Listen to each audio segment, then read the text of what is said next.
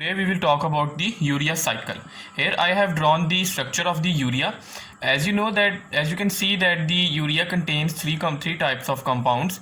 It mainly contains the two nitrogen atoms, a carbon atom and an oxygen atom. Now the oxygen atom and the carbon atoms are derived from the carbon dioxide through the bicarbonate ion. And the two nitrogen atom, one of them is derived from the ammonia and other is derived from the aspartate. Both ammonia and aspartate are in turn derived from the glutamate. Glutamate is the amino acid that gives rise to both aspartate and the ammonia. It gives rise to the ammonia through the glutamate dehydrogenase enzyme, which causes the oxidative deamination of glutamate into alpha ketoglutarate and the ammonia. I have already made a video about the transamination and the nitrogen disposal. You can check it out. Now the glutamate also give rise to the aspartate, as we'll see later in the urea cycle. Now the urea cycle occurs primarily in the liver hepatocytes. Now the first two reactions of the urea cycle occur in the mitochondrial matrix. So let's talk about the first two reactions of the urea cycle first. The first reaction of the urea cycle involves the combination of the bicarbonate ion and first ammonia molecule to form a compound which is called the carbamyl, which is compound called carbamyl phosphate. This carbamyl phosphate, which will in turn start the urea cycle, and this is also the rate limiting step of the urea cycle. Now this reaction is catalyzed by the enzyme called the carbamyl phosphate synthetase. Now this is the synthetase. The T in the synthetase, you can say, symbolizes that the ATP will be required for the formation of the carbamyl phosphate, as we'll see. The carbamyl phosphate synthetase 1. Carbamyl phosphate synthetase 2 is used in the formation of the in the metabolism of nucleotides, as we'll see in our lecture on the nucleotide metabolism. Now the two ATP molecules are required for the formation of the carbamyl phosphate. The next step that also occurs in the mitochondrial matrix, that will be the step number 2, is that the ornithine, which is already a precursor amino acid, L-ornithine, which is also a precursor amino acid present in the mitochondrial matrix and present in the cytoplasm, enters the mitochondrial matrix, combines with the carbamyl phosphate and forms the compound which is called the citrulline. Now the phosphate molecule that is present in the carbamyl phosphate is released as the inorganic phosphate. Now the citrulline and the ornithine, as soon as the ornithine enters the mitochondrial membrane, the citrulline leaves, and some books say that they are transported by an antiporter along the mitochondrial membrane. Now this citrulline will move through the mitochondrial membrane into the cytosol of the cell, and the next reactions of the urea cycle will all occur in the cytosol of the cell. Now is the time to consider the second source of nitrogen of the urea. Let's digress here for a moment and let's talk about where this second source of nitrogen is, what the second source of nitrogen is.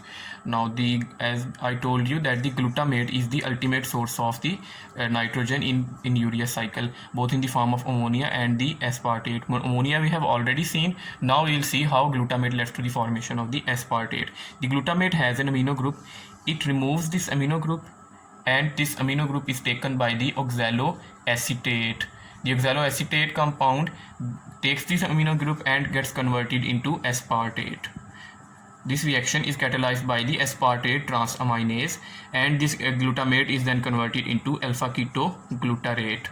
The source of this aspartate that forms the source of this oxaloacetate that forms the aspartate is the malate, and we will talk about that later in the urea cycle. The citrulline that has moved into the cytosol from the mitochondrion will combine with the aspartate. The aspartate will combine with the citrulline to form a compound which is called the arginosuccinate. The enzyme will be the arginosuccinate synthetase. Now again this enzyme will use the ATP molecule, but here the ATP molecule will come and go as will come as ATP, and it will go as ADP, and inorganic phosphate is not released, but the pyrophosphate is released. Now this reaction will produce the compound called the arginosuccinate. Now this arginosuccinate will lead to the formation of arginine, so that the arginosuccinate,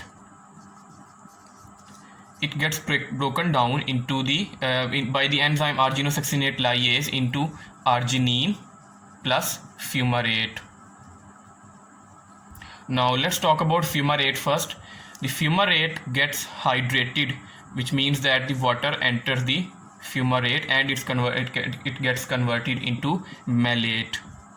Now this malate will be acted upon by the cytosolic malate dehydrogenase enzyme in the presence of NAD, forming NADH and oxaloacetate. This oxaloacetate will be the source of AST reaction, in which the aspartate is formed, as we have seen already. Now let's talk about this arginine. This arginine will lead to the formation of urea. Now this arginine will be acted upon by the enzyme called the arginase 1.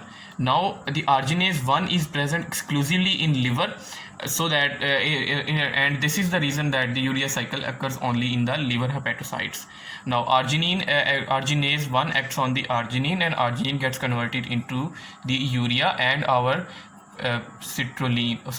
ornithine. This ornithine, it gets recycled and it enters the mitochondrial matrix, and this urea is dumped into the blood and removed by the urine. Now as there is an arginase 1, there must be an arginase 2. In cells other than the hepatocytes, the arginase 2 enzyme converts arginine into citrulline with the formation of a very important compound called the nitric oxide, and this nitric oxide will act as a vasodilator. The enzyme involved here is called the arginase 2.